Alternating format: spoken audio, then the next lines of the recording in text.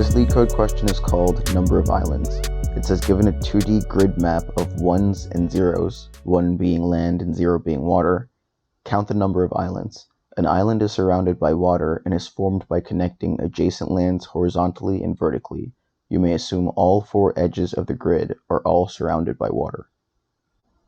Alright, so for the first example, it's saying this has 1 island because there are ones connecting like this, so that's all 1 island. And then for the second example, we have 3 islands because this would be 1 island, this would be another island because it's surrounded by all zeros, top, left, bottom, right, and then this would be another island. Alright, so in the examples, they show the data set looking like this, but in reality, it looks more like this. So in reality, it's an array of arrays. And how do we typically iterate over an array of arrays? We usually do that using nested for loops. So the variables we're going to use to iterate over these are the variables I and j. I will help us iterate over the individual arrays. So for example, this, and this. And j will help us iterate over each element in each array. So like these.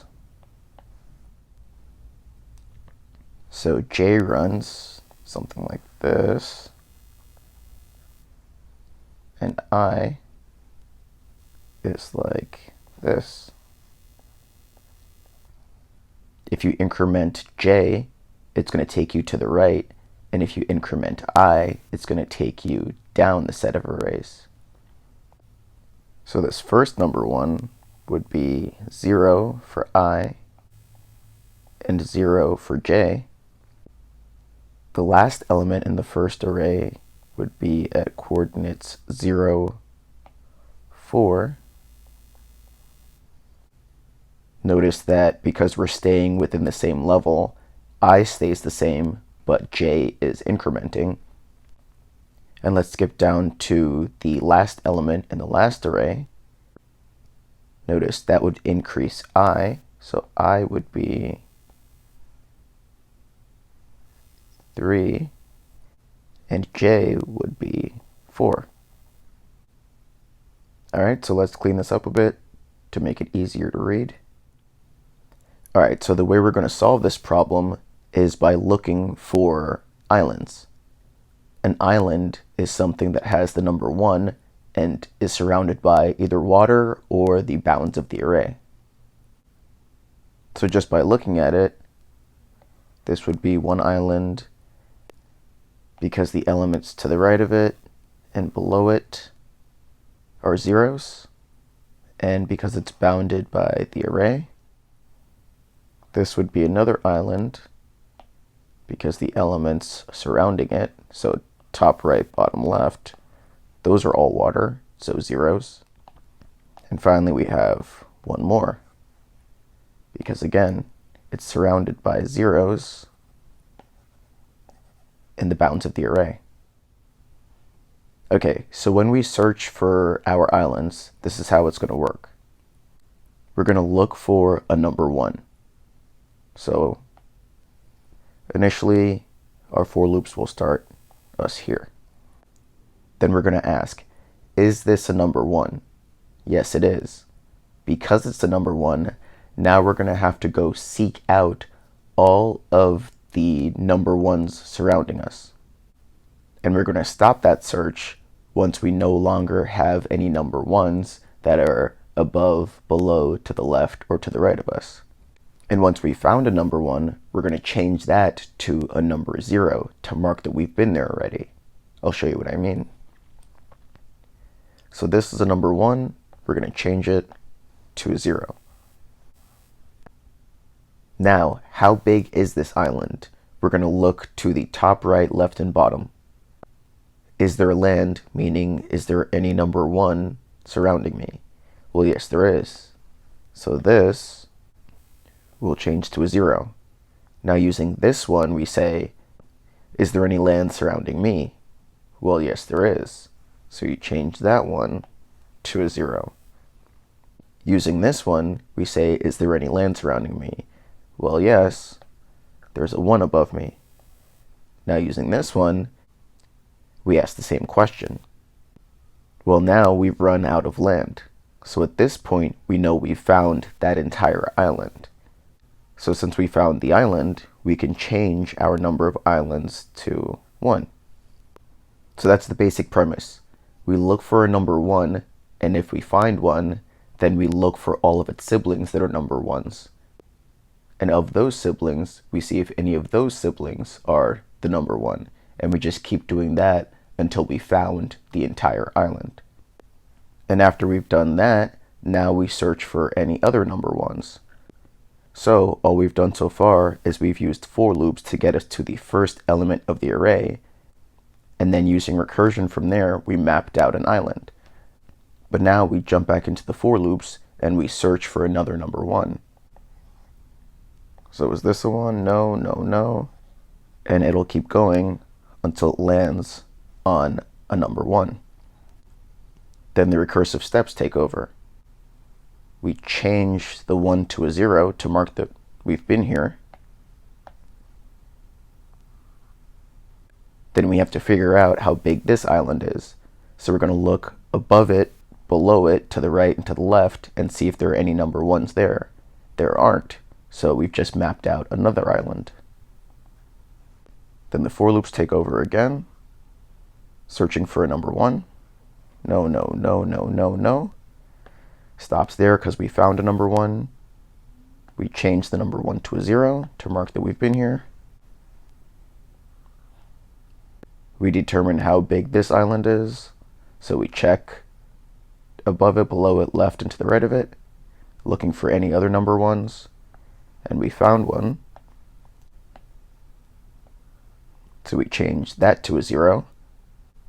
So now that we've mapped out that island, we add another 1 to our island count, and then the for loops take over again. Is this a 1? No, it's not. So then we break out of our loops. So as we can see, there were 3 islands in this grid. All right, let's get to the code. What LeetCode has given us is a function called numIslands, which accepts a grid. And remember, the grid is an array of arrays. All right, so the first thing we should do is we should make sure that the grid isn't null and that it actually has some data in it. So we'll say if grid equals null, or the grid length is 0, then we'll just return 0. All right, next we need a way to keep track of the number of islands. So we'll say let number of islands equal 0. All right, now we need to loop over every element in the arrays. The way we'll do that, since it's 2 arrays, is using nested for loops. So we'll say for let I equal 0, I is less than the grid dot length, I plus plus. All that would do is give us access to the inner arrays. So in this example, the length would be 4. Then we need access to each element within an array. So that would be for let j equal 0, j is less than grid I dot length. Why grid I dot length? Because these are going to be grid I. So we need to only iterate over the number of elements within that. So in this case, grid I would have 5 elements. All right, so we just do j++ to finish that off. So at this point, we'd be here. To put it in ij coordinates, it would be grid 0, 0. All right, so remember what we're checking is if we're on a 1. 1 is really the only thing we care about. If it's a 1, then we're going to recursively check to see if any of its siblings or its siblings' siblings and so on is also a 1. And we'll stop once we ran out of 1s that are siblings. All right, so we're checking if it's a 1. So if grid ij is a 1, and that's a string 1 because all of the elements in the arrays are strings. All right, so what would we do if it's a 1?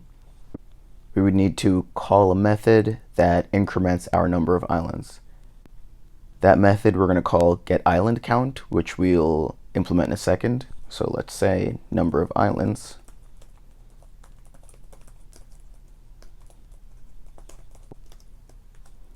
plus equals getIslandCount, and we'll pass in the entire grid plus the coordinates of I and j. Again, why are we doing this? Because the coordinate of I and j we're on right now is a 1. So we're going to pass in our current I and j and try to find all of its 1 siblings. All right, so let's implement that function now. We'll say let getIslandCount equal function, which accepts the entire grid plus the coordinates that we want to check. All right, so remember how before I said that we're going to return 1 once we finally have mapped out the entire island? Well, we also have some cases where we'll need to return 0. These are basically cases where we either don't care because the element passed in is a 0, or if the element passed in is not within the bounds of the grid. So we'll say if I is less than 0. So for example, this row, all the elements here have an I being 0. If we try to pass in an I that's less than 0, that would put us somewhere here above the grid, so that'll be invalid. All right, what else? Or I is greater than or equal to the length of the grid. In this row, I would be 3. If we passed in an I being 4, we'd somehow be under here, so again, invalid. Or pretty much the same thing for the grid coordinates. So if j is less than 0, this entire row has j being 0, so if we try to pass in something over here, it would be invalid. Or if j is greater than or equal to the length of an inner array, so j is greater than or equal to grid I dot length.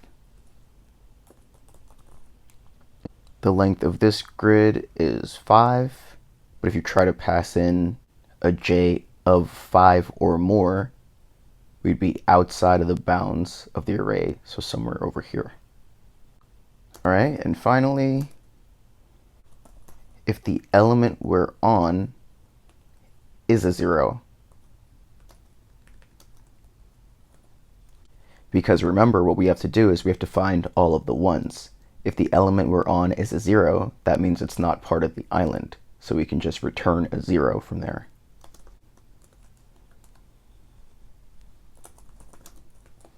I know the code is looking a little cramped, but as usual, you can always find the code in the link in the description below. All right, so since we've gotten past that first if statement, that means that the element that we're on is a 1. So like I showed before in the previous illustrations, we have to change the element we're on to a 0. So grid ij equals 0. That would look like this. All right, and now we have to find if any of its siblings or its siblings and so on is a 1. So we have to make 4 recursive calls. We'll say getIslandCount. We pass in the grid with an I plus 1 and j. That would be this. We'd also have to do that for I minus 1.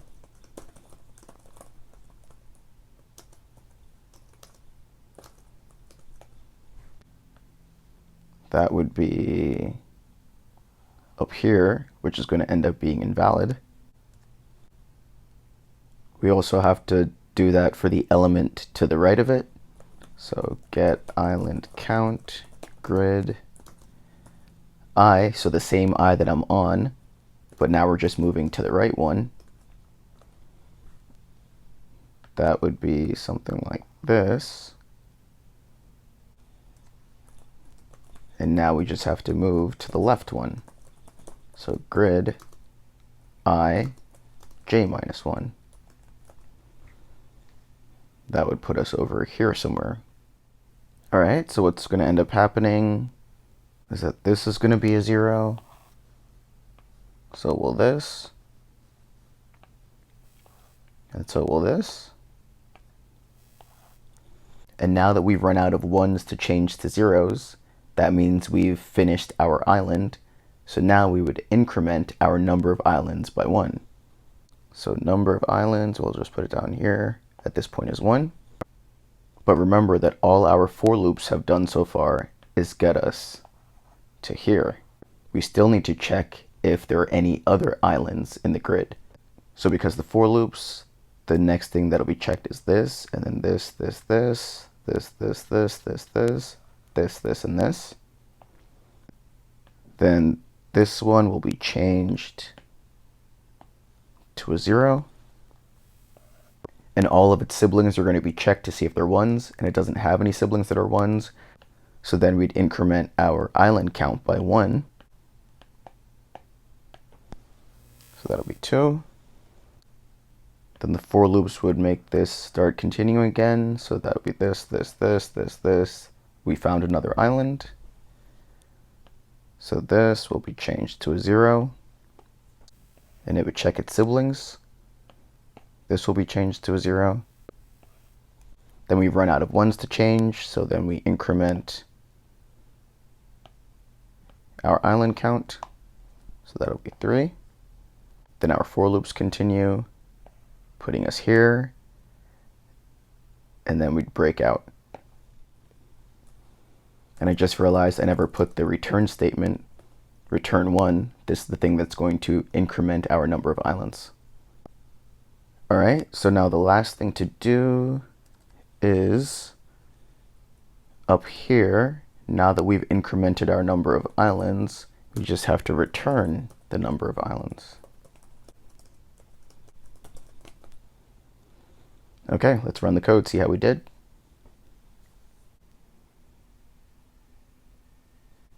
Okay, looks good. Let's submit.